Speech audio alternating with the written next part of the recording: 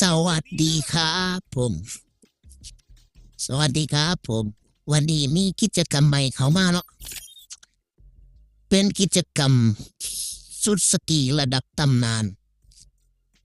หอคอย5 โทเค็นเนาะเหมือนนี่ลุงอันนี้เป็นท่าครูเนาะกดครูกับเพื่อนอันนี้เป็นสุดตอนแปลงล่างเด้แปลงล่างอันนี้ท่าเปิดตัวโอ้ยโคตรเท่อะสวบสวบโอ้โหอยากเท่อันนี้อยากท่าอันยาเนาะอันนี้ท่ากระโดดตกลงมาเนาะกระโดดอันนี้ตอนทำหน้าต่างบ้านประมาณนี้เนาะที่ลุงอยากได้ก็คือท่าทางตัวนี้ลุงอยากได้โอ้ลุงยังบ่ทันมีเนาะลุงว่าสิลองมาสุ่มว่าสิเบิดเท่าไหร่เนาะนี่มารับส้มกันเลยเนาะรัวๆเลยยาวๆเลยไปต่อเลยไปต่อรัวๆสี่มาเลยโอเคมาแล้วเนี่ยลูกวงที่2ต่อวงที่3ต่อ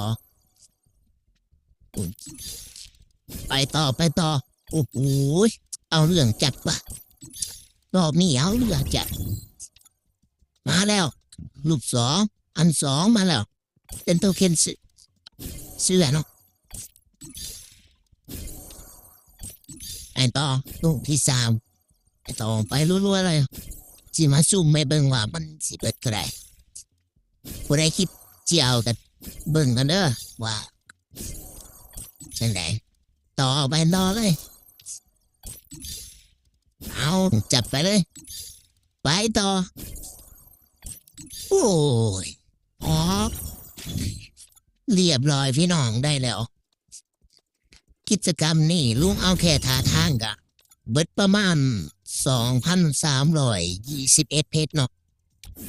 ผู้ใดสุ่มเบิดเท่าไรกะมาคอมเมนต์ได้นะทุกคนว่าเบิดเท่าไรนี่ลุงใส่ท่าทางให้เบิ่งเนาะลุงใส่ท่าทางให้เบิ่งโอเคตามนี้เลยเนี่ยโอ้อย่างเทเลยเนี่ยโอ้ตามนี้เด้อพี่น้องตามลุงกับไปก่อนเด้อสวัสดีครับผมเดี๋ยวกิจกรรมรอบหน้าสิมารีวิวให้เบิ่งเนาะสวัสดีครับ